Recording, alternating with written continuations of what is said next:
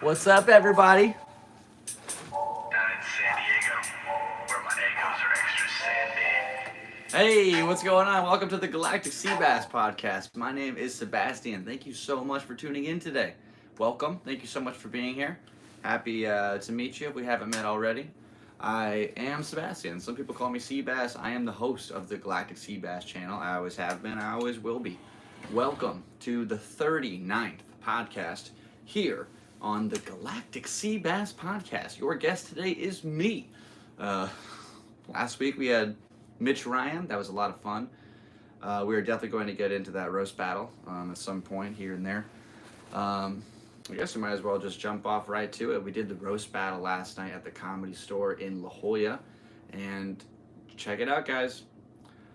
Your boy, unfortunately, did not emerge victorious out of this battle royale. Yet, we had the set of the night, and we were booked to go to the Comedy Store in Los Angeles, California, aka Hollywood, on March 26th at 10:30 at the original Comedy Store. So that is a plane going overhead. Today we have coffee in the cup. Thank you so much for being with me here today. We are rocking. We are rolling here on the Galactic Seabass Podcast, aka channel, aka me just making stuff all the time. Over the years, we've made quite a bunch of things, like a little array, if you will. It's been fun. Yo, yo, yo, what's going on? We got Dark Hills in the chat. Seabass. That is me. I am Seabass. Hello, hi. Yeah, the roast battle was fun, dude. We had 5 judges, including Brian Moses. That was so sick. We had Pat Barker. We had this lady who was really funny. I really need to learn her name. I'm sorry. She had probably the funniest the funniest insult on me out of all the judges that I liked, and I can't say it on here without getting banned.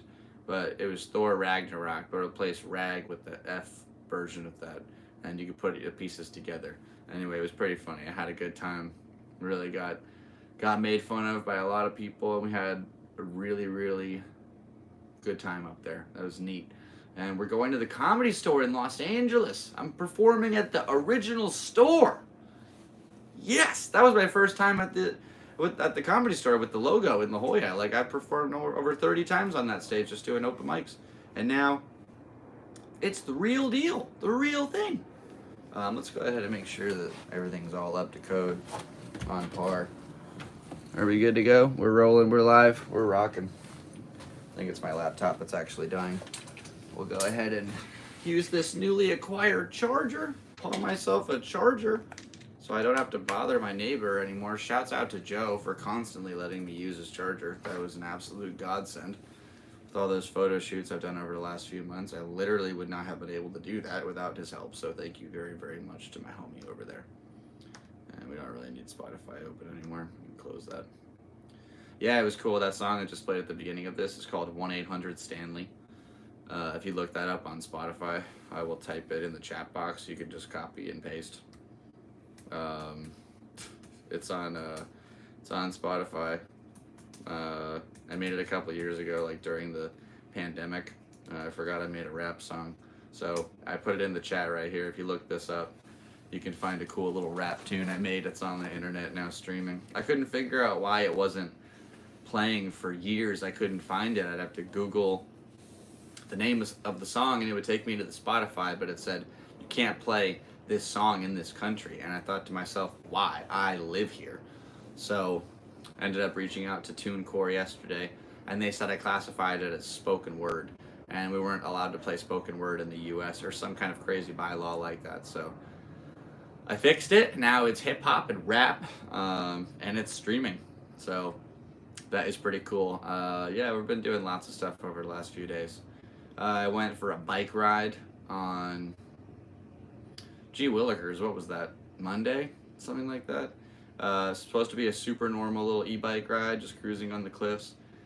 Excuse me, I ended up washing out and wiping out so hard that I was fully scorpion sliding with my face on the roughest, chunkiest asphalt rounded curb imaginable. And I remember mid-slide just thinking to myself, no way. There's no way this is happening right now. You're in too little amount of pain. And then by the time it ended, I rolled over and sat up, and I could see blood everywhere, but it wasn't that bad. I thought my ear came off completely. It did not. This really nice couple, this guy Barry, came over, and he helped me up. And then I just told him straight up, like, yo, don't freak out, but is my ear still attached? And it is. Just, it's somehow only roughed up under my hairline and in my ear. My face was all good for the roast, so I didn't get roasted about being a bad bike rider.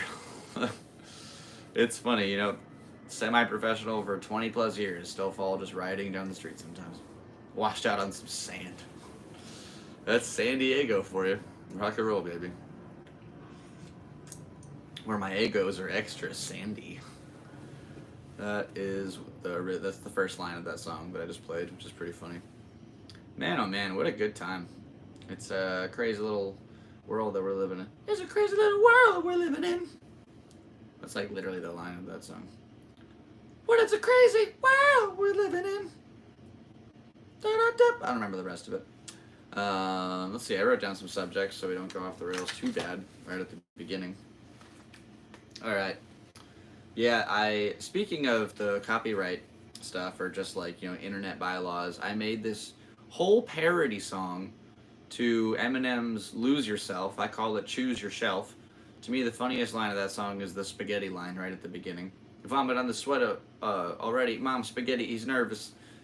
So I wrote an entire cadence for cadence remake of that song. However, I can't upload it to basically anything without the video getting totally taken down off of whether it's Instagram, TikTok, YouTube, SoundCloud. Definitely can't do Spotify or iTunes, so I have to figure out if anybody knows how to give somebody the copyright credit to a song that you want to remix your lyrics over and then stream it. Please let me know how to do that, because I just want the world to hear my spaghetti song.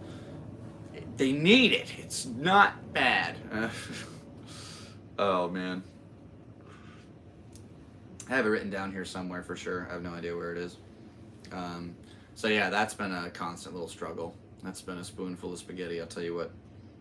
We had the roast battle. That was amazing. Again, March 26th, Los Angeles, California, at the Original Comedy Store in Hollywood. I'll be performing another roast battle against Mitch Ryan. I threw his details down in the description. If you'd like to support the podcast to help us get there, I got my Venmo in that descript. I think I'll throw my Cash App in there too. Why not? I already have the Venmo. So I think I might start a Patreon soon. That way you guys can start to get a little bit of an insight on, you know, what goes on behind the scenes, see some comedy stuff. I want to give you guys something, you know, worth checking out.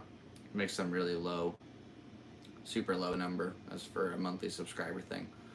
Maybe we'll even look into that a little. You know, let's just look into it right now. I've never looked up how to be Patreon. Patreon.com. All right, we are on the website. Get started. Continue with Google. All right, let's use Galactic Seabass, because that's me. Galactic Seabass is on Patreon. Welcome, Galactic Seabass. There's already more than 250,000 creators.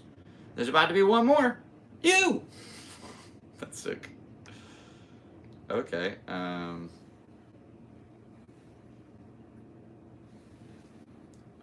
I'll just put the Galactic Seabass channel. There we go. Said I spelled Seabass wrong. I guess I've been doing that for a long time. Connect your social accounts. Yeah. Okay, connect YouTube. Should probably do this later. This is definitely like not the time to be doing this. Oh my gosh, my computer is like overheating. I'm getting flooded with patrons. Or it's just hot. Probably just hot.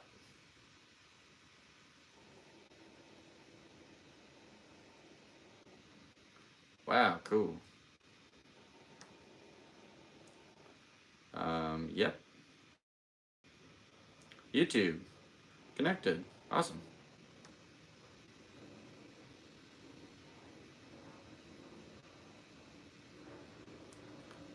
to Instagram.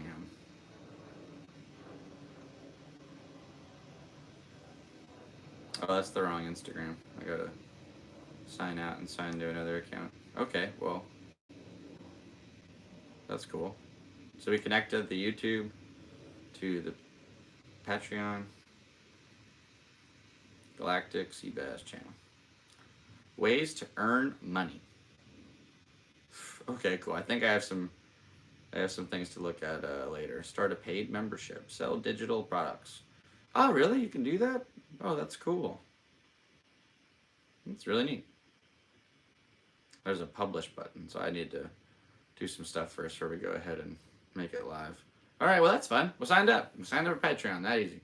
That's actually a pretty cool website, so pretty neat. Got that done. I might be able to get some help. I'll put the link to that thing in the description, I guess. I really don't know what I'm doing, but yeah, I have tons of stuff I'd love to be able to show you. I've got stand-up routines. I've got behind-the-scenes footage. Eventually, when this podcast starts to, go into like the edited format when we're in the studio and all that, we'll have the live unscripted versions here. Give you guys all the cool raw stuff. Definitely want to make sure it's like a viable product that people want to tune into. So yeah, thank you so much for all your support so far. We hit 5,000 subscribers. That is so crazy. Can't believe it. And I had this week on Tuesday, I did a podcast with Aaron Trahan, Comedy or Worse, and it was at the Madhouse, so I got to go back to the Brick Room and do a podcast and just talk comedy and talk shop and talk about all my experiences and I started and where I'm from. And it was kind of cool to be on the other end of the question format. And I asked him about how to put his stuff onto Spotify and iTunes and all that. Rock and roll. Patrick C says he's my biggest fan. Thank you so much for tuning in. Rock and roll. Ask me anything. I will answer it. Rock and roll. Yeah, apparently there's literally an app called Spotify for podcasters, and you can just take your stuff and upload it, and it'll upload to every single platform, which is so crazy. So in theory, I could probably download that on my computer right now. I bet there's the App Store. I haven't been to the App Store in years. Probably since I downloaded Doodle Jump. All right. Let's see. What's this called? Spotify for podcasters. Right? That's it? I'm searching. Searching the button. Loading. Loading? Oh my gosh. Isn't it fun, the evolution of the loading bar? That little circle swirl dude back in the day. Remember it was the rainbow circle for a while and it was a kind of glimmer? Or back in the day, it used to be the clicky arrow where it would kind of sand down. It was sanding. Just, oh my gosh, wow.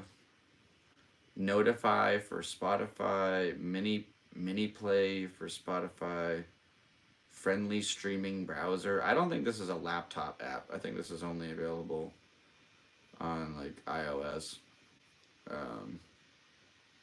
All this talk of technology, really, before I started this podcast, I was having a conversation with Andrew Coulter, who, fun fact, helped me master that rap song and my whole album. You should go check out all his stuff at Purple Jungle Studios on all platforms.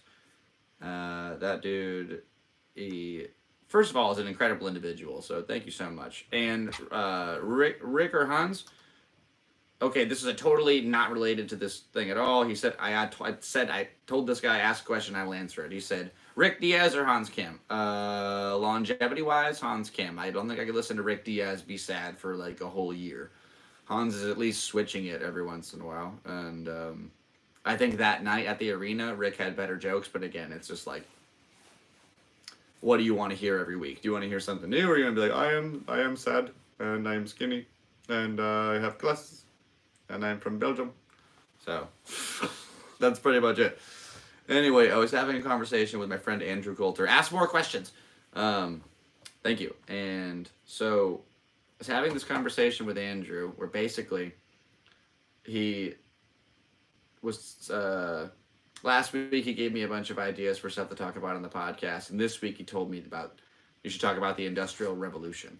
And I think that's a great point, a great thing to bring up, because without the Industrial Revolution, all of those things had to happen. You had um, the early giant, construction warehouses of like the 1800s, and that developed into like newer age technologies into the 1900s, and eventually things started getting smaller and smarter.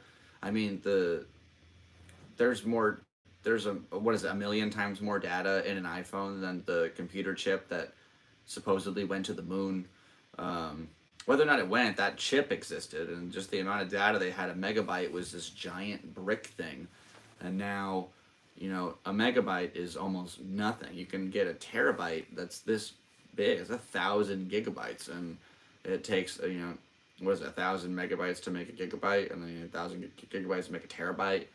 Um, and yeah, you can just get those for willy nilly. There's terabyte SD cards for cameras, and it's just whoa, it's so much data you can fit in that little thing, and it's just getting smarter and smarter. And it started, with the cell phones back in the 80s that were all big and clunky, and they had a little cord, little wire thing that came in and out. And eventually it got smaller to the flip phone, and then it got a little bigger because they made it more tech accessible, where the iPhone came in, and the iPhone just kept revolutionizing. And now we have Apple Vision Pro, where you can put on goggles and see simultaneous different electronic things happening that's using the bandwidth of where your eyes are looking to know what's to focus on. And this all happened in just such a short amount of time. When if you told the kid version, 5-year-old version of me that you could do that with a phone, I would have picked up my landline and been like, well, I don't understand what you are saying. This is literally on a wire cord. I would just play with the wire on my finger for hours. That's all I needed. Nowadays you can play poker, and you can watch sports, and you can be driving a Tesla hands free while drinking a beer all at the same time. Like, what a magical technical world we live in. One EMP could take it all away, just like that, all gone. And then I forget who it was. It might have been Louis C.K. who was saying, if all the technology died, and you lived in a community where you didn't have everybody who knew how to work with that technology, how long would it take your village to get back to having an iPhone? And it would basically take the entire industrial revolution again to happen, to where it has to go through all the components and get, smaller and smarter, and you're going to lose a lot of people and a lot of fingers, and eventually you'll get back to where it was. It's just that kind of full circle thing. Like the end of Hitchhiker's Guide to the Galaxy, where they just kind of remake the Earth and fill it up with a big hose because they blew it up, like it's gone, but they'll just remake it until time kind of inevitably happens again to the same point. I don't know. That's sort of a longevity theoretical physics issue that I'm not ready to tackle in this late night episode here on February 8th in San Diego, California, on the 39th episode of the Galactic Seabass Podcast. Thank you so much for being here with me today. I do appreciate it. Yeah, I made a whole sketch about the Apple Vision Pro, actually. I put it out on a couple of different platforms a few months ago when they first unveiled it. And I wrote this whole skit and scene. And now it seems like it's more of a relevant factor, so I re-uploaded it to Instagram and TikTok. And I did that right before I posted, before I started this episode. So going to see how it looks by the end of it. Started to get a little bit of traction on each of the platforms, so I'm just curious, if it'll go the distance. Seems like if you make reels and those kind of videos with a background, almost like a thumbnail on YouTube, then they have a better chance of being viewed across the multi-platform system, instead of just like a regular thumbnail with no description. It's just easier to see the description and be like, oh, okay. I don't know. I'm not really sure how all of it works, because there's all kinds of little factors they have. Like, just with Instagram specifically, they'll have like 3 videos to click on that each one of them is supposed to drag you in. It'll be on like a GIF sort of system, and they know the juicy part is right after. So someone is going through those videos like, oh, okay, and they want to watch it now, and then cut it off right before that, so you can see this little blippet of something like, oh, that seems cool, I think I would like to watch that, and then you click it, and then eventually you're scrolling, and then 17 hours go by, and you're like, oh my gosh, I have been driving in the wrong direction. You drove us halfway across the country in the wrong direction! Oh, that's fun. Quick little throwback to Dumb and Dumber. A movie which has invaded the space of my life quite frequently. Although, fun fact, my mom was in that movie in the airport scene. That was filmed in Salt Lake City, Utah. And yeah, I hear Kick His Ass Seabass every day of my life. So I made a little joke about it that I do sometimes if I hear it on stage. Um, Someone's like, Kick His Ass Seabass! And I'm like, man, why do they always say kick his ass? Why don't they ever say eat his ass? I mean, eat her. I mean, never mind. Hey, what's up? Yeah. It's kind of fun. It usually, like, I shouldn't even say usually. It's like a hit or miss. I don't. People have to really hear it, and I gotta emphasize what it is beforehand. And I forget to do those things sometimes. It's fun though. I like it. It's a good time. And, yeah, it's a good. We're having a good time. Yeah, we've been doing this for about 20 minutes now. We're rocking. We're rolling. This might be a little quick skis. I have to get back to work after this episode is over because I didn't have a Patreon set up. That's funny. Yeah, pretty cool, pretty neat. Happy to be here on the beginning of the second week of the second month in 2024. What a year this will be! Can't believe it's already been a month. Honestly, we are flying into the next little section of this existence. I feel like this is going to be one tumultuous fireworks show. So I'm ready to sit back and enjoy the display, baby. We only get a few more months left before the Civil War. So everybody hug your mamas and your grandmamas and your granddaddies and your grandpappies. Make sure to tell them that Galactic Seabass loves them too. Rock and roll. Yeah, let's see what else we got. I really didn't write a lot, but took down today. This might even be just like a 30-minute episode. I don't even care.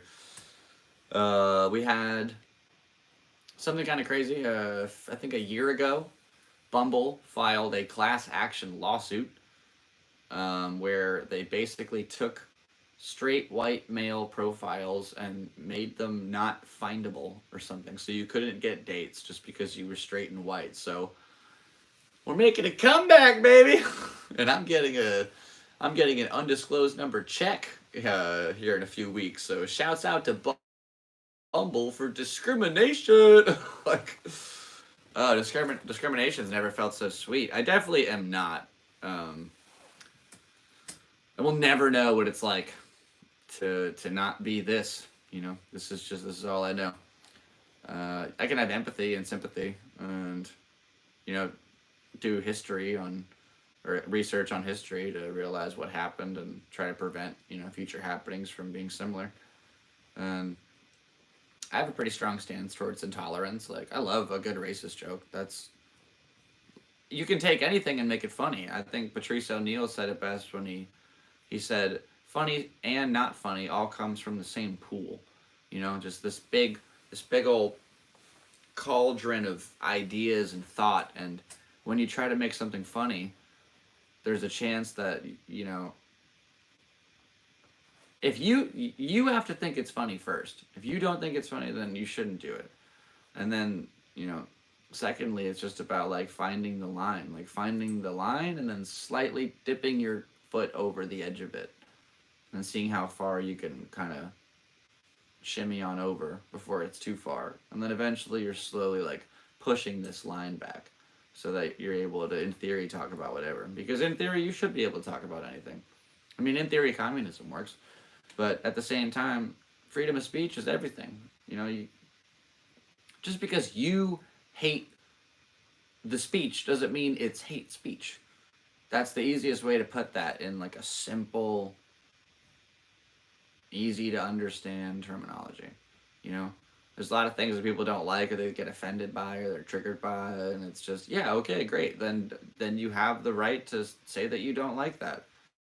Doesn't mean that person doesn't have the right to say that.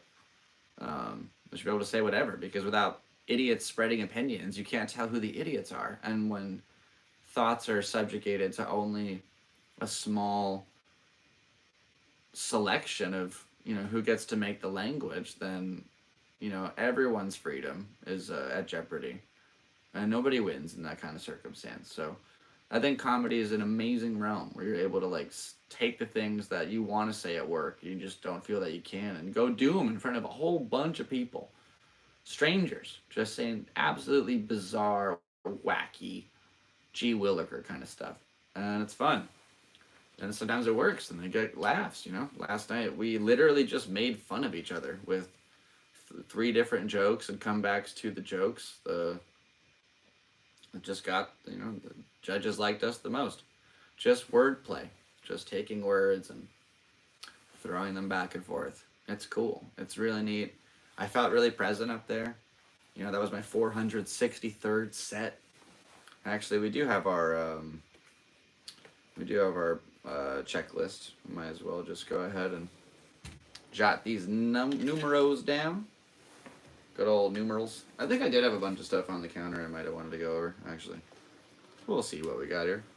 But for right now, we're going in our tracker.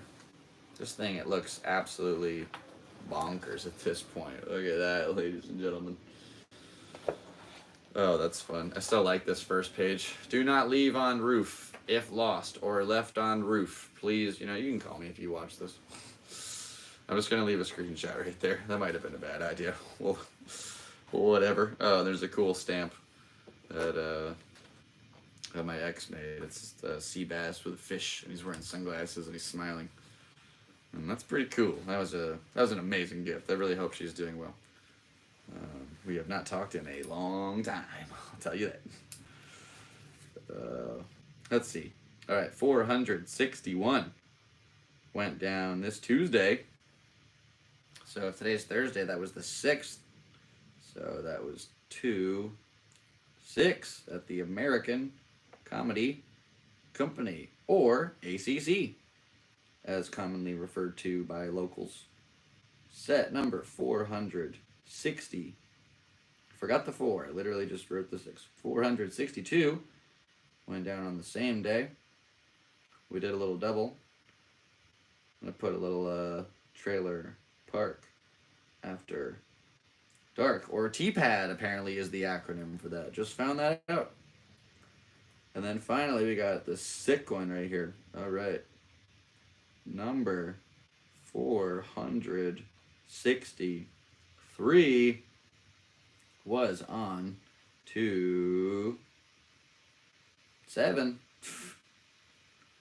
2-7 at the... I'm going to write the whole thing out. This is a really cool one. Comedy Store La Jolla. Roast Battle.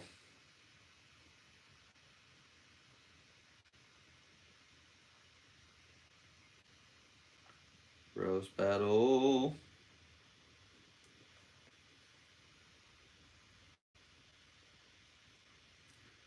Booked for parentheses. Booked for LA.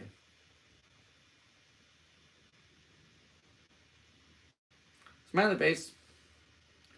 Winner Mitch.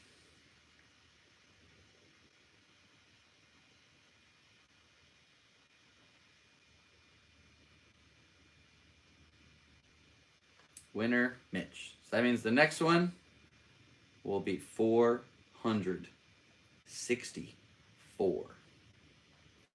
And then that's like pretty much the last one that I can fit on the page. Holy cow, that's pretty much the entire book. Now it's not a crossword puzzle. That's all my sets from 301 to 463. I've kept track of every single time I've ever done comedy, where I did it. It used to be absolutely insane looking, where it was just I had every joke I did, whether or not it worked. That took a lot of cataloging and tracking, and this is just more of like, where did I do it? When did I do it? Who did I do it with? If it's important in that regard. Oh, and this was a booked show too, so I get to put a little. I put these little stars next to it. If it's booked, put a little an asterisk I think it's called. I used to call them arterisks, and my brother was like, "Are you retarded? Like, did you really say that?" And I said, "Yeah, that's what it's called, an arterisk." And he's like, "It's an asterisk." And that was pretty cool. Yeah, it's pretty nuts, man. I don't know. I like writing, and this is a totally different form of writing, you know, and as far as joke telling goes. I don't know. I like it. It's fun. I just had this idea for a one-liner in my head, and I forgot it. Ah, that's how jokes go. I've already told it on stage a couple times. I just like, or maybe it's just one of those like conversational things I've said. I think is funny. It's kind of how it goes sometimes, you know. Like, you just say something out loud, and then it's just this prolific kind of, oh, that's funny, and then you write it down. I can't remember. Yeah, I can honestly not remember to which instance I'm trying to refer to right now. Oh, it's bugging me so bad. I'm sure it'll just come to me just randomly later in the middle of the night, like, oh yeah, that's the one. It's one of those one-liner jokes I like doing every once in a while. Or finding a way to like, it was close. It was on the tip of my tongue. Or is it not? It's not really on the tip of your tongue. It's more like the tip of your brain. Or like in your uvula. Or something, right on that little dangly thing. You know? Just, because I was doing these one-liner jokes about like dark humor. And they're all really dumb. Like, I was on the dark web for a couple hours earlier. Turns out my computer was just off. Stupid. So like, it's dumb. Or I was watching The Dark Knight for a little while. Then the sun came up. You don't like dark humor? So like, those on stage are like, if I really own it and believe in myself, I can do it. But otherwise, that's a lost cause. Those puns are so bad. Oh, but puns are fun. Puns are a quintessential part of like the writing style. That is funny to put them together. The Dark Knight on the dark web.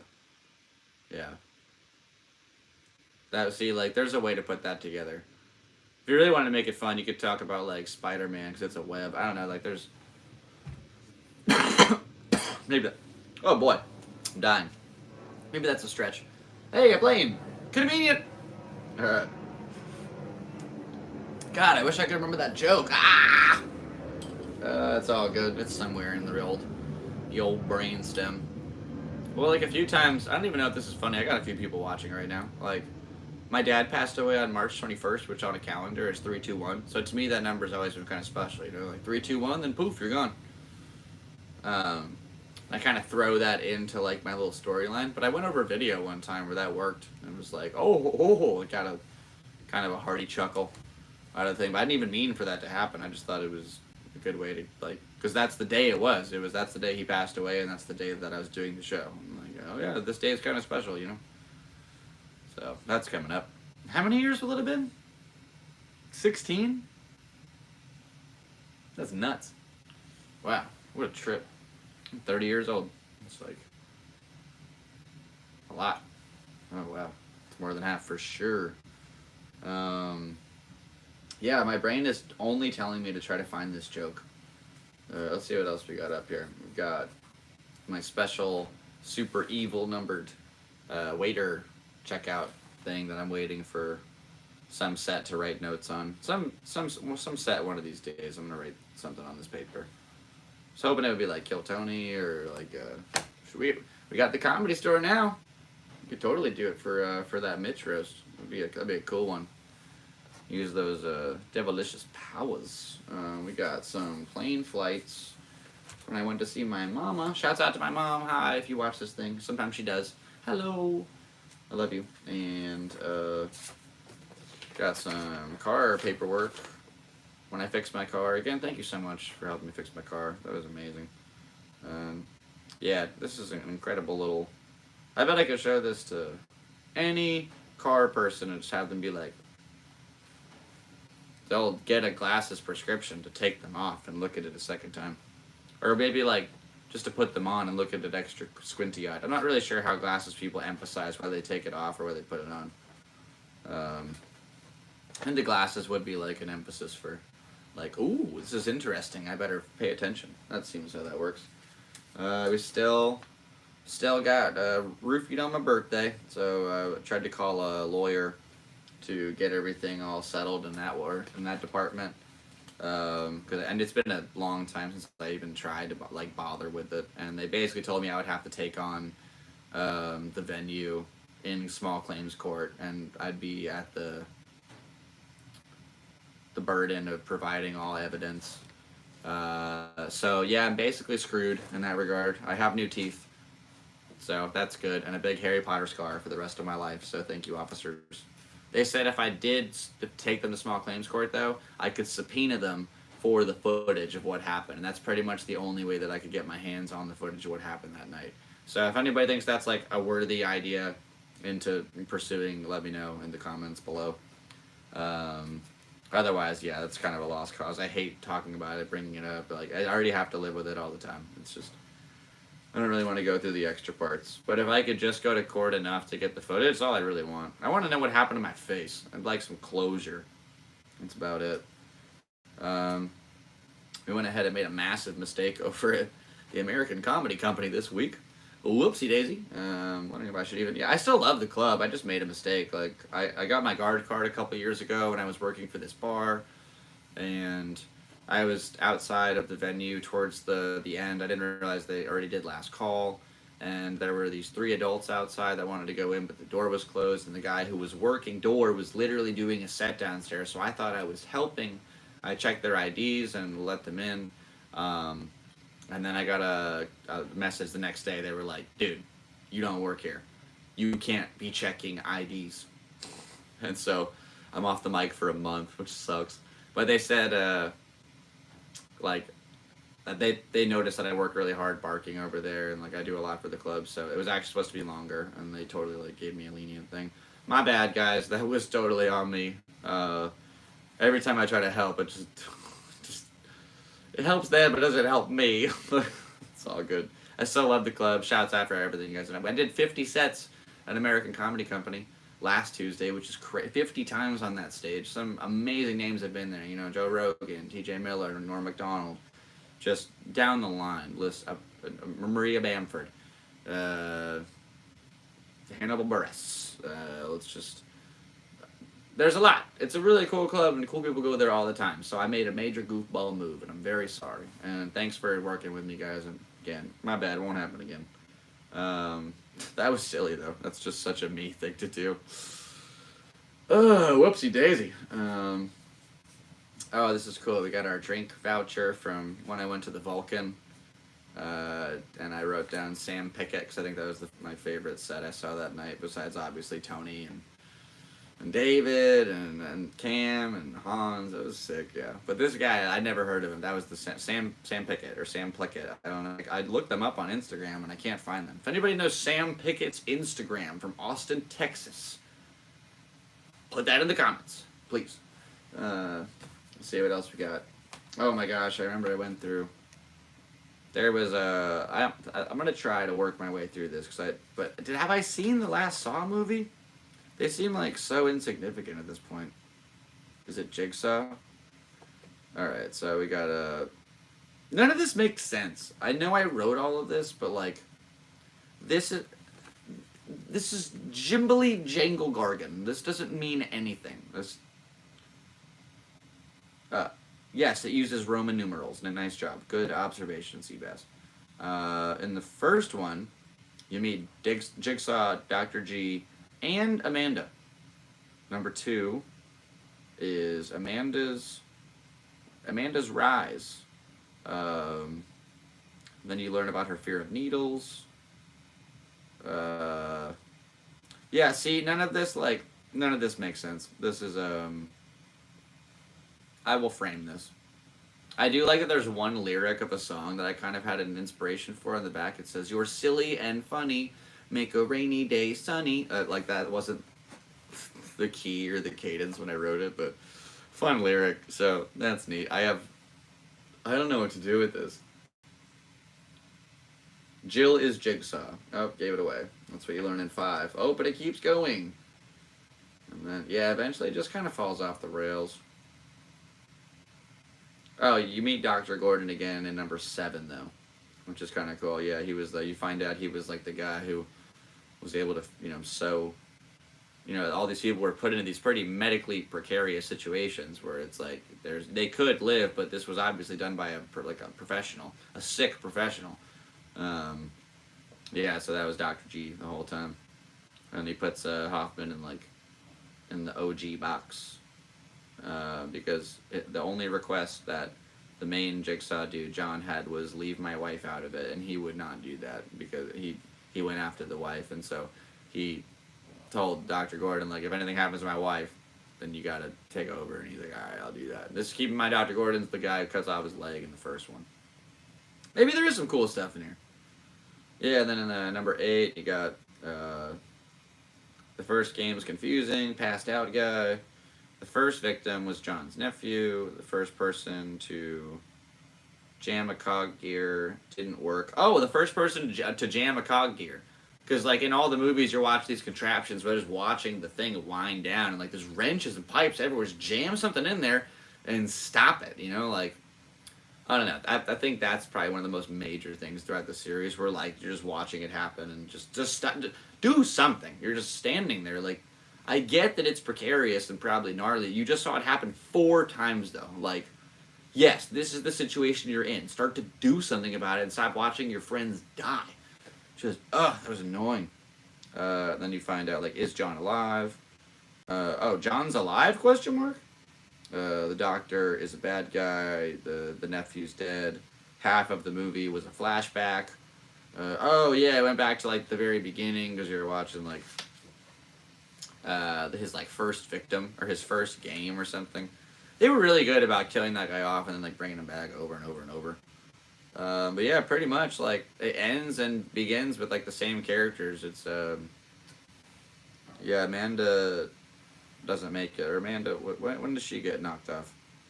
Because it's after, like, I think it's the one where that guy is trying to save the wife is trying to save the Jigsaw dude, and she doesn't like it. She's running the game, and the dude who's solving the game eventually finds his wife who just got murdered, so he murders the guy, and that sets off the bomb on the lady, and then the guy's like, he doesn't know that his daughter's in some lockbox, and only he knows the coast. They never find his kid, and it's like, yeah, whoever wrote these are sick, just sick, twisted people. I have no idea why I spent like a week watching all these movies in a row. I think that's what I thought it was going to amount to. Everything you just pretty much heard. I think I'm done. Wow. Oh, yeah, but it was 5, like... Ooh. Wait. Nah, it was silly. This looks like a crazy person's notes before, like, some kind of a big speech. Interesting. Anyway, I think I'm overwatched. This is, like, a silly piece of paper. I watched every Saw movie and thought it was going to be worth something. What you just saw is what it amounted to. So, we're done with that. Anyway, moving on. I did meet some dude in Las Vegas who hopefully is able to get me on some shows over in the Ohio area, over in Cincinnati and Cleveland. So if you're over there, make sure to swing on by and say what's up. Apparently his office is in Addiston, Ohio. I have no idea where that is. Hey, we got an OG resume. Hey, look at that. That's pretty cool. I think I just gave away a few phone numbers. Please don't screenshot that. Let's see all the jobs we've had over the years, Mr. Seabass. All right. All right, well, so far, from August 2022 to present, it says you've been the creative director of Off the Books Entertainment. It's pretty cool. You made a documentary. Yep. You got accepted into 2 film festivals. It's pretty dope. You've also been a freelance photographer since June 2014. That's pretty neat. Oh, dude, you showed up a little late, but I am playing at the Comedy Store on March 26th for a roast battle against my friend Mitch Ryan. So go ahead and swing on by to that one. Let's see, you've been a photographer. You were a line cook at the Madhouse Comedy Club. Oh, that's pretty cool. Remember that? You were a sales associate over at Golden State Greens. It's pretty neat. And a driver for Point Loma Patient Consumer Co-op, which is literally just Golden State Greens with another name. I got fired twice for totally different reasons, man. Let's see, you were a sandwich artist over at Subway. That's pretty cool. And BMX instructor at summer camp. That's pretty cool. Over at Camp Woodward for children. That's pretty neat. Teaching kids how to ride bikes.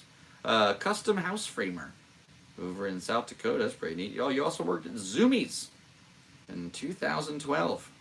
Almost a whole year over there. That's pretty cool. You delivered sandwiches.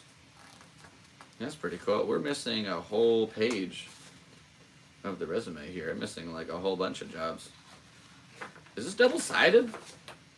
Dang, dude, what? You got a lot of jobs. Been a rideshare driver, a bar back, 3 different places. You worked at a hostel. That's pretty cool. You were a dishwasher at a life care facility and worked at a bike shop when you were 14. That's pretty cool. Oh yeah, you were there. Oh, that was there when your dad died. You also worked at music festivals. I see Symbiosis, Dirty Bird, Lucidity, Lightning in a Bottle, Global Eclipse Gathering, Dirty Bird, Gem and Jam, Lightning in a Bottle, Enchanted Forest, Outside Equinox, Dirty Bird, and Kaboo Del Mar. Fairly interesting resume there, sir. You also have a high school diploma. Neat. Way to go. Really going for the gold there. All right. Yeah, that's pretty cool. So anyway, that's like my entire resume. Please hire me. I've had 2 million jobs. I've almost done 5,000 rides on the app, though, which is pretty crazy. 5,000 humans in my car. Oh my gosh, that's so many people. So many different odors. So different. Every ride is so different. And it's a compact car, so I love the look that I get from tall people where they're like, "Are we going to fit?" And then they do every time. My record is 6 people, not including myself. So that was 1 in the front and then 5 in the back. You go ahead and figure that out how you will. Pretty sure it was 1, 2, 3, 4, and then 1 on top.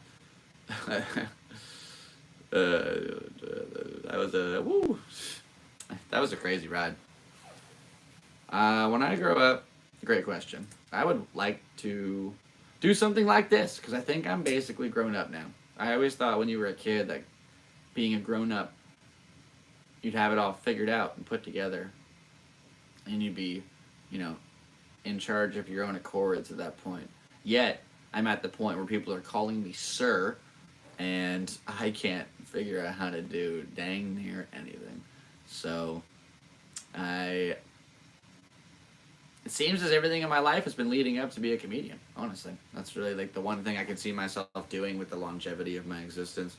Things along like in this panel. I love just talking about movies randomly for hours, and love listening to music and traveling and talking to new people and writing jokes. This beautiful new format of creation that I found recently, and you're able to just take a thought, this little provocation of silliness in your head, and just evoke it through your little vocal cords and get people to giggle. It's so cool and neat and special. And the more you do it, the better you get at it. And it's just this repetitive cycle where if you put in the work, then then good things can come. And if you're lazy about it, then it'll stay pretty stagnant. There was a dude, the first dude who competed last night at the battle. He came up to me and told me he hadn't done comedy in 3 months. And I thought, wow, that's not a good sign to start this battle with. And sure enough, that was absolutely a factor. You could tell. I mean, the whole feeling of being present on stage and like being part of that moment, it's like a muscle. You really have to train that thing to get better at it and keep working on it. And get yourself used to the point where, people are staring at you and listening very intently to what you're going to say. So be careful about it. Be precise. Say something good and funny. That'd be cool.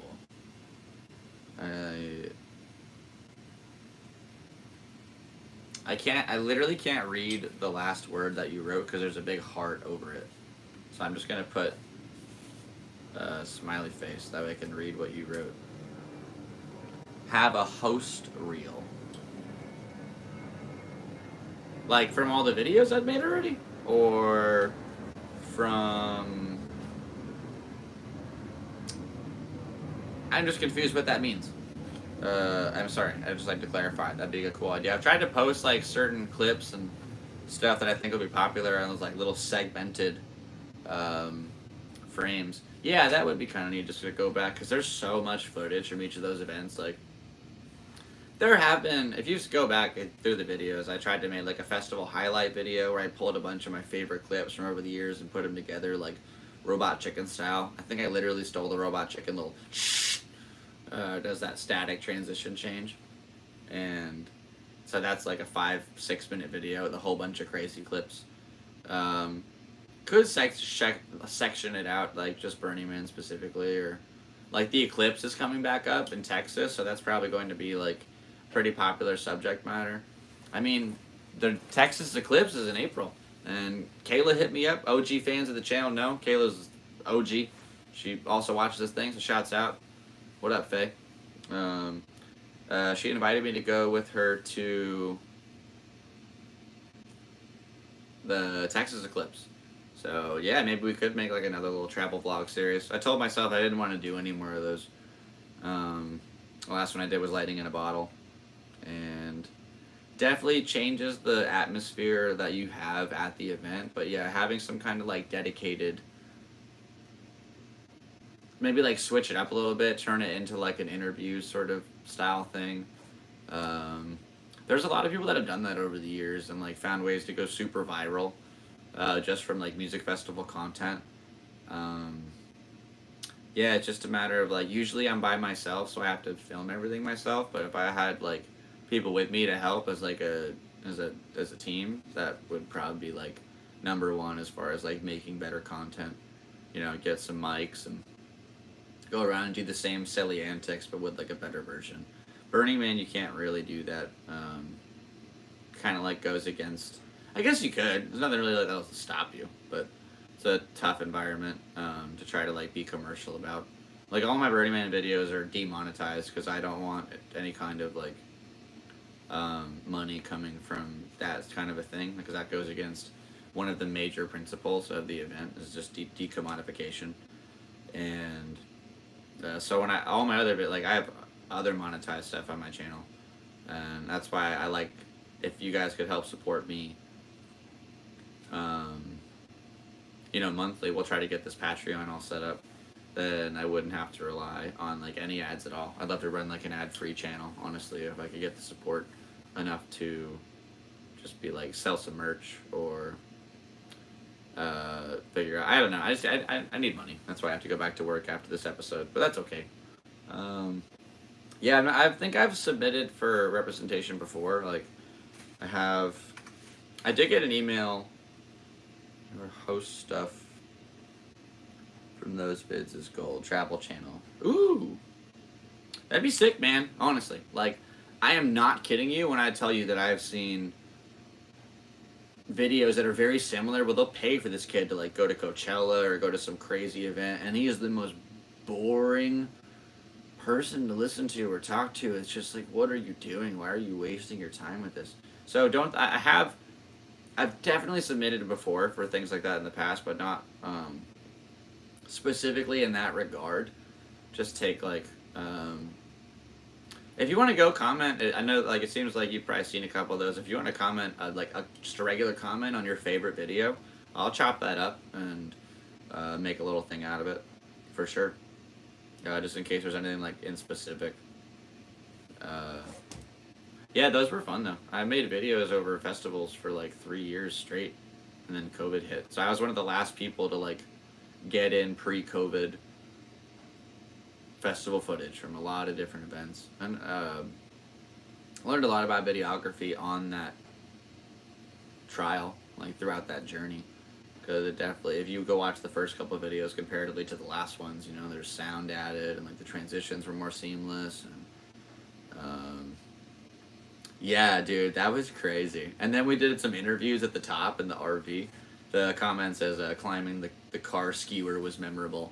It was literally a skewer of cars, like a shish kebab of cars, a shish kebab, and there was 20 vehicles stacked on top of each other. They were folding in from the weight of people climbing them. And then at the very top, there was an RV, and on top of that was a crow's nest to be climbed up a 20-foot ladder.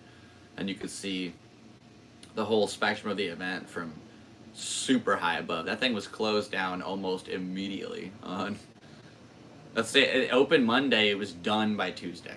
That thing was, it was the sketchiest thing I've ever climbed in my life to date. No questions asked, no doubt.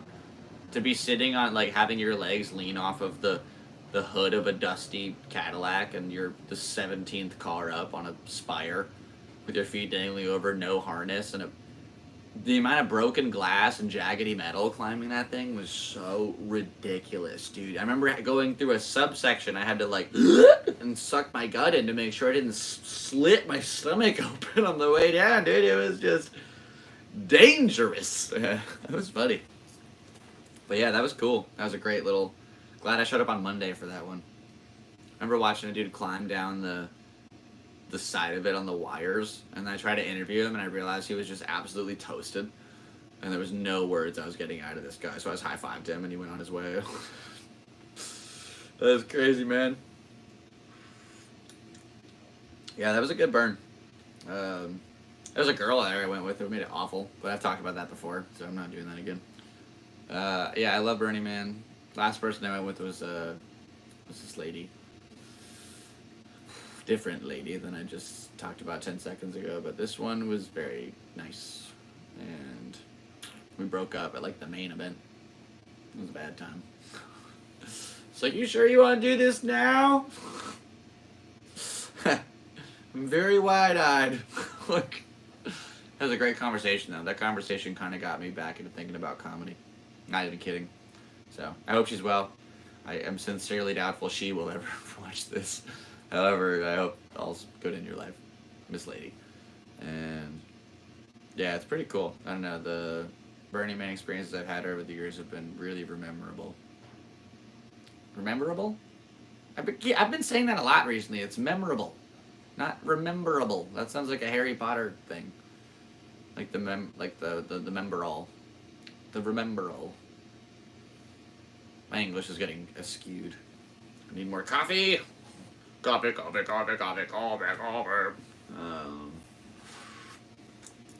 Anyway, yeah, that's pretty much it, dude. Went over this dated resume. We got some drawings in here. Oh, there's a few more little items. I just want to get all this kind of cleared up. That way we can enjoy the rest of our time together here on the Galactic Seabass Podcast. Oh, yeah. No, it's just a little outdated. Why would I throw it out? I'm going to recycle it, man. Come on, dude. Crazy. We do have, these are my notes. For, my best jobs. All those. Bar back at Kaboo. Probably the best one. I made like $3,000 in 3 days, and I got to see the Black Eyed Peas and Art and Duran from right where I worked. That was amazing. So for sure, that was probably like my favorite. As far as like jobs, the money sucked, but being a house framer was really cool. Learning how to build houses out of wood from concrete. Excuse me, to house. It was sick. Also liked working at Zoomies as a kid, because I thought when you work there you could just like skate around and just goof around all day. And then I immediately was like, why are you yelling at me for skateboarding? Like, this is the job. And they're like, no, it's not. It's pretty good. Last night I had these like notes, quote unquote, that I brought to the store for this for the battle. And I wanted to do with like this one joke I have in mind. If you come to the Comedy Store on the 26th, I will do this joke I'm talking about. I'm not doing it right now. But I was going to use this as my note paper, and then just give, like, when people saw it, it's like, oh, it's actually just a picture of my parents. And then just, give it to them like that. And didn't get the chance to do that because I didn't do the joke. We thought it was 4, and then it turns out it's 3, and if you do really good with 3, then they battle it out with a 4th one. And I saved my 4th one as the best joke, so I didn't get to do the 4th one. And they also said they didn't really like my regular jokes anyway, so gotta work on that. Yeah, it's haunted, dude. Some gnarly stuff's going down in the Comedy Store. And then we got a few other little, like, podcast things from over this little time. But we're maybe almost a year in. That's so cool. Wow. Yeah, maybe like 13 more episodes. That would be a year. According to the Gregorian calendar, there's 52 weeks. So this conversation was had earlier by Andrew, and I thought it was 56, and I was like, it's 52. And we were going crazy. Uh, oh my gosh, yeah, we got a couple things. I could probably just talk about this, and then I can get rid of this forever. I went to the Bahamas with my little brother D'Artagnan when he turned 21. I also went with Max when he turned 21. So I only have one little brother left, Czar, who will be 21 in 2028, I think. No. Yeah. Wow, it's close. Holy cow. Anyway, so we have to do something for that. I had time to save at least. But I went with D'Artagnan. And when I went, dude, I didn't really have like a lot of cash to go in with, and I ended up by like going to that timeshare presentation, and I totally bought a timeshare. Like, I've had lawyers fighting it for years, but I remember I went down there, and I still feel bad about this to this day. Like, I went with my brother for his birthday, and I only had enough money for one person to do the dolphin experience, and I totally went, and he stayed at the hotel, and I got to swim with the dolphins, and oh, you don't have to tell me twice, dude. I've had lawyers trying to get rid of it for a long time. I haven't got a letter in a long time. I think they're finally done, but like, it's one of the hardest things to ever get out of. It was the stupidest decision I ever made, and I lost like a good chunk of money. So yeah, don't ever buy a timeshare. Anyway, we took this cruise over there. My brother, keep in mind, he's 6'4", 270, played defensive end on scholarship at his college, and he is a big boy, and it was really hard to feed him, and I didn't know about the free food on the boats, so like I paid for the food that I did get, and we only ate a little bit here and there, and then by the time that we arrived, we found out there were these big like buffets, and we could have fed him the whole time, and so by the time we got to the island, he was really hungry and like tired, and so we spent a lot of the weekend just like sleeping in bed, and we just walked over like the Domino's a couple times and ate what we could, but the boy was not fed to the level that he needed to be, and so I still feel really bad about that. I'm sorry, D'Artagnan. Maybe one day if I have enough money, we can go back and swim with the dolphins. I'm sorry. Okay, that's out of my system. I'm really sorry, bro, but that's a real thing. Because I went with Max, I told him about that. He's like, wow, that's crazy. You really did that? Like, it was his birthday. I'm like, yeah, but it's a dolphin. That was really fun. But you can go watch our adventure, actually. I think we did a little bit more than just nothing. If I go back and watch our Bahama videos, that's pretty cool. And then what do we got here? We have a to-do list. Okay, we got some.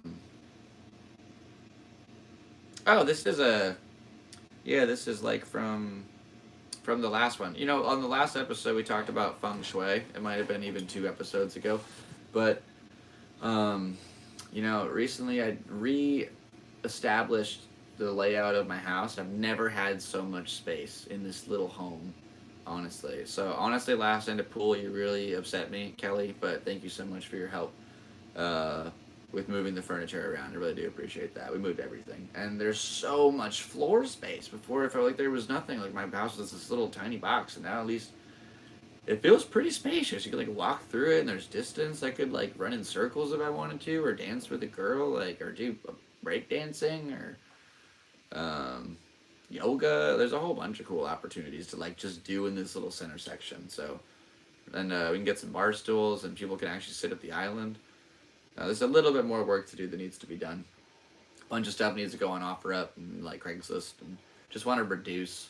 Just get rid of as much stuff as I can, so it's not like there's extra stuff laying around everywhere. So I'm really glad he brought up feng shui in that episode. Oh, cool. We can get rid of this one. Podcast number 9 with Kelly. That's fine. I would have that as the last one. Yeah, no, dude, last night, I'm just going to bring it up, dude, because you pissed me off. We were playing pool, and basically, I've been playing pool my whole life. My dad taught me everything I know about pool. Whenever he would go play a gig, you know, keep in mind he's a professional musician. I'm an 8-year-old boy. He would get me into the bar, and usually I would just either sit at the bar, or if they had a pool table, I'd go back and just play pool, because he's been taught me to been playing. I've been playing with him since I've been maybe 5 or 6, and he's taught me everything I know. You know, it's not about the shot you take; it's the shot you leave. Great advice that I use in all aspects of life, but in pool that means a lot. And so I take it really seriously. I love the game. It's fun, and I'm pretty good at it. So I like playing. It's a good way to like meet friends and meet girls. And um, yeah, last night we were playing, and he just hit the ball like without hitting the cue ball. He hit the regular ball into the hole, and I went, "What are you doing? You can't do that." And he's like, "Ah, it doesn't matter." And he's like 6 months sober, so he cannot use the excuse like I was drunk or something. Just like being a butt. And then I'm like, dude, what are you like? What are you doing? And then on the next one, he did the same thing. He just did like absolutely could have made the shot, didn't try, and then just got all mad and like walked and left. Just left me alone in the middle of the game. It was super rude.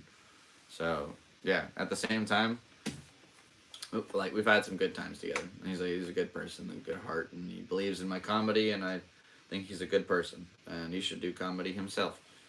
And he keeps refusing, and that's not up to me. So it's up to you, bro.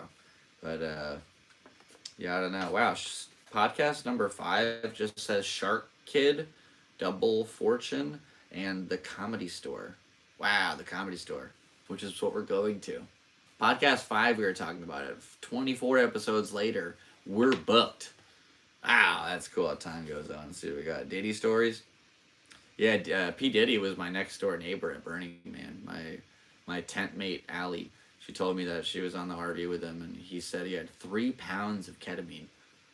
I was like, dang, that's a lot. He also had an RV exclusively for clothes. That one I can assure is real. Like, she never saw the 3-pound brick or whatever, but that RV was very much real and in our space, so that's funny. Yeah, I met Paris Hilton and Cara Delevingne, like, on the first night. That was fun. Then it just says Justin Bieber. Shouts out. You've been through a lot. I hope you're doing okay, buddy. We love you, Justin. And I've honestly been adding a few of his old tracks to my like songs. They're pretty fun. I totally get it. Just like classic pop. It'd be fun to see something like original. Like pre-produced himself. I'd love to see what that would look like. Justin Timberlake, you are amazing. I love you, Justin. You are the ultimate. You and Jamie Foxx and Donald Glover. You guys can do whatever you want, it feels like. And I just want to be one of you guys. So, thank you. I love you. Flava Flav. Yep, I met him at a charity auction one time. I was at this Chris Angel benefit show called the Help benefit show. Went down in like 2014, I think, in Vegas. His son had pediatric cancer, so he was raising a bunch of money. All these celebrities showed up, like Chuck Liddell, and I talked to Tom Green, and I saw Flava Flav having this conversation with these 3 gentlemen, super normal conversation, and I was like, oh, I'm about to do some wacky sea bass stuff right now, and I went in with my selfie, my camera on, this way, and I just went up, and he'd be right here in the background, and just, Flava Flav! And this man literally went like this, and started running out of the room, and I think I ruined their conversation, but that's okay, because that happens. So that was a fun little story. Powerhouse. Oh, that was crazy. Yeah, I went to this crazy rap show in 2015. I bought 2 tickets, because I figured this show's amazing. I'll find a girlfriend within 6 months. 6 months came around. I didn't have a girlfriend. So I went on Tinder and started asking everybody, like, do you want to go? Do you want to go? Do you want to go? Do you want to go? Do you want to go? And finally this girl was like, yeah, I'm down. And so the next day I picked up this girl, and someone got in my car, and I was like, did you eat the girl that I was supposed to pick up? And she said, no, I am her. And I went, oh, yeah, I've been catfished. So I had a choice of bailing on her and taking a homie, or taking an extremely large white woman to a rap show. And I thought, well, that sounds pretty gangster. So I went with this girl who I'd never known. Went up there, and yeah, dude, it was, we had these seats that were pretty good on the floor, and then this family came up to us, and they're like, we want to sit with our friends. Do you want to switch seats? We have better seats. Moved up. Boom. I had 5 blunts and 4 joints, and started smoking away, and it was, oh my gosh, it was Nicki Minaj and Childish Gambino and Juicy J and Wiz Khalifa and Sage the Gemini and Isaiah Rashad and Jennifer Lopez, and I think I said Nicki Minaj, and YG came up, and he was like, I want y'all to say hello to a friend of mine. say what's up to my friend Travis. And Travis Barker comes out of the stage and they play My Fella together. It was crazy. That was amazing. I feel like I'm even skipping a few rappers that were there. But man, that show was cool. Childish Gambino and Juicy J and Wiz Khalifa and Schoolboy Q. And yeah, Isaiah Rashad and Sage and YG, Nikki, Jennifer. I think that might have been the lineup. That's a crazy lineup, though. And they all just played back to back and they played together. And I might be leaving somebody out of there, but that was so much fun. That was like probably right before the vlog started. Yeah. I guess Power 106 is the radio station that probably put that on. LA's biggest hip hop station, I'm assuming. Yeah, that was a crazy event. And then I remember getting back to the hotel that I had booked for this girl and I got into bed, and she said, "You want to do anything, you know?" And I said, "Yeah, sleep." And I went to bed.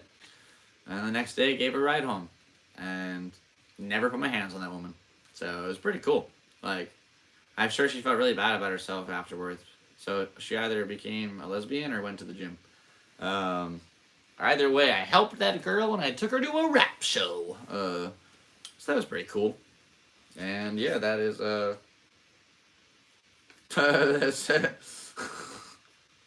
that's funny. The one I had in the no-go zone, he just said no gays. Which now I can't tell if that's like his no, never mind. I don't know if I needed to say that, but that's pretty funny. Oh man, to gaze upon the sun. That's totally the use of the word I was using it there. That's super silly. Anyway, we started this podcast 71 minutes ago here in my house in Ocean Beach, down in San Diego, baby, where my egos are extra sandy. Go ahead and check out my rap song, 1-800-STANLEY, now streaming on Spotify. It's been on Spotify for 4 years, but apparently it was classified as spoken word. So I fixed that up, and now you can stream it. It's at the top of the chat box if you want to record it. I think you have to type it just like that, but it's on all streaming services. Just 1-800-STANLEY. It's a silly euphemism song about the vacuum cleaner company. Anyway, yeah, I got my album James Blonde USA. That's also up streaming. Yeah, it's been a lot of little creations over the years. You got the documentary. You got that one's private. That might be up when Czar turns 18. So that's what my mom said. She said I can put it on YouTube when he's an adult, and that's what I will do. So I'm just waiting for the moment, baby. And it's weird to watch my little brother grow up. I'm about to have him come out for spring break, and it's like, dude, you're 16? I remember the phone call when you were born. It was on a cell phone. I was at my friend Randy's house playing Halo 2. And I remember my mom being like, "Sebastian, you have a new little brother." And I went, "Oh, cool, 3." I got 3 of them now. Comedy comes in 3s. That's why my mom did that. Thank you, Mom. Appreciate that. Oh, boy. We're getting a little squirrely. Here's some dates I would like to plug for myself. I will be at U31 in North Park, San Diego on February 21st. I will be playing at Quantum Brewery on March 1st. And on March 26th, I will be at the Comedy Store in Los Angeles for the second round of Mitch and I's roast battle. So that will be awesome. Thank you so much for watching this episode of the Galactic Seabass channel. This is podcast number 39, and I really appreciate you tuning in for this one. If you would like to support the podcast, go ahead and I got the Venmo and the Cashapp in the description. We are going to have the Patreon up and running by next week. Have a whole bunch of goodies for you guys to go and check out, and I'll make sure that it's a very easy subscriber fee. I think my buddy charges like $1.50 for his, so that sounds cool. I'd be down with that, just to get like, if 100 people gave me $1.50 every month, that's like that's 2 or 3 bills like out of the way. That's amazing. Then I can focus more on making these videos. Like, do people understand that if I had the money to just make videos all the time, I would do it? Why do I have to have a job? It's such a trap. What did it say? Anyway, if you'd like to support the podcast, I'd be more than happy if you did that. Thank you so much for all your support so far. 5,000 subscribers and counting. Let's go, baby. Rack them up. Galactic Seabass. That's me. Only feet pics, though. Maybe. Thought about maybe just shaving my toes and getting an OnlyFans. Like, that might be a little faster. But I got long, weird toes. It'd be like a girl from Indiana or something. No offense to any women from Indiana watching this, but you know what I mean. Indiana, I got so far now. That was dumb. Anyway. I also love the state of Missouri because I think their state motto should be Missouri loves company. And just think that would be chef's kiss. Anyway, I am Seabass, and this is a wrap here on Galactic Seabass Podcast number 39. Thank you so much for tuning in. Make sure to come see me on the road or here in San Diego. I do this podcast every Thursday here on YouTube, and I might even find a way to put this thing on like Spotify and Apple and all that. I just have to find the app and do some downloading and then re-uploading and then downloading and uploading and blah, blah, blah, blah, blah, tech stuff. So thank you so much for tuning in. Appreciate everything that you guys do. Thanks for watching. Go ahead and drop a comment in the comment box down below. Ask me something that you'd like to know about me or an adventure specifically to something that you've seen along the way, or a question, a piece of advice, whatever. Email me, galacticseabass@gmail.com. Send me something, pictures, whatever, death threats, doesn't matter. I am ready, and I love you. Thank you so much for tuning in. And my name is Sebastian, as my mom pronounced it when I was born, so that's how I choose to as well. If you call me Sebastian, I don't care. My name is Sebastian, and I appreciate you tuning into the Galactic Seabass channel. Rock and roll. Thank you for being here, and we'll go ahead and see you next Thursday for episode 40. We'll go ahead and make sure we have somebody special on for that one. Rock and roll. I really do appreciate you tuning in. Thank you so much. I have plenty of other videos you can go check out on the channel, over 360 of them to be specific, and I really appreciate you. Thank you so much for tuning in, especially you, Josh, for sticking out for this whole episode. You're the man. And we'll go ahead and see you next time. Thank you very, very much for being here with me. This was a podcast. I am a human being, and if you are too, then I love you, and I wish you the best of luck in all endeavors in this life. Thank you very much, my friends, for tuning in, and that will be the end of this transmission. Galactic Seabass signing off. How beep beep boo beep beep beep beep beep boo. I love you.